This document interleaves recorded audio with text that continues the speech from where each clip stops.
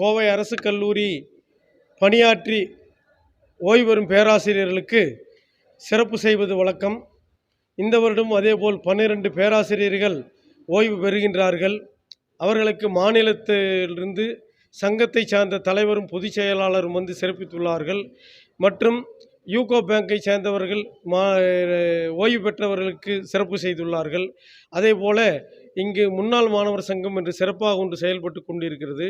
அதனுடைய நிர்வாகிகளும் வந்து ஓய்வு பெற்ற பேராசிரியர்களுக்கு சிறப்பு செய்துள்ளார்கள்.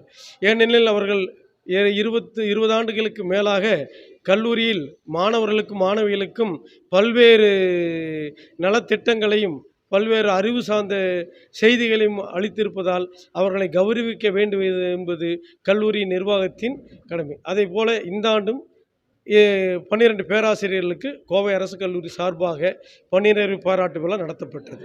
அவர்களுக்கு அரை பவுன் காயினும் சீல்டும் கொடுத்து பாராட்டுதல் செய்யப்பட்டுள்ளது. மிக்க நன்றி.